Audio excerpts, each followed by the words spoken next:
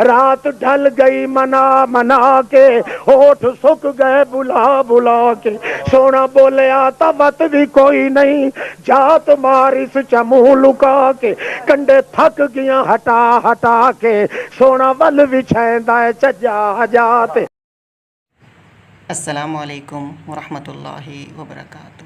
قاعدہ کورس یہ سبق نمبر 3 ہے۔ اس سے پہلے 2 اسباق پڑھ لیے گئے تھے۔ پہلے سبق میں ایک ایک حرف، اکیلا اکیلا حرف جسے مفرد کہا جاتا ہے، اکیلے حرف کو مفرد، اور وہ مفردات کی مشق۔ پھر اس کے بعد 2 حروف کو ملا کر پڑھنا، اور وہی مشق ابھی جاری ہے جس میں ہم 2 حروف کو ملا کر پڑھیں گے۔ اچھا، ایسا ہے کہ یہ مکمل ایک صفحہ ہے، لیکن ہم اس میں 5 سطور یعنی آدھا صفحہ پڑھیں گے، ٹھیک ہے؟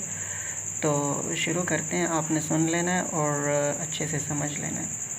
اعوذ باللہ من الشیطان الرجیم، بسم اللہ الرحمن الرحیم، عین لام غین لام کاف لام کاف نون طا نون ظا نون جیم دال خا دال حا دال عین دال غین دال خا دال خا زا حا را با را یا را طا را ظا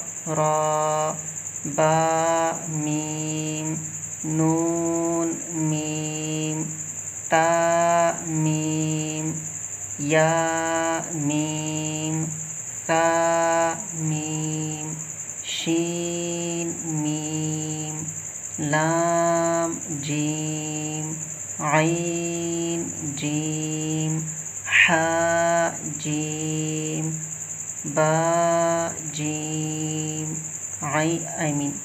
با عین یا غین۔ تو یہ 5 لائنز ہو گئی ہیں، یہاں تک کافی ہے، اور اس میں کوئی اتنی بیان کرنے والی چیز نہیں ہوتی جس کو تفصیل سے بیان کیا جائے۔ ہاں اتنا ہے کہ حروف کے موٹا اور باریک، یعنی باریک اور پر ہونے کا آپ خیال رکھیں گے، اور جو پر حروف ہیں یعنی موٹے حروف ہیں ان کو آپ موٹا ہی ادا کریں گے، ٹھیک ہے؟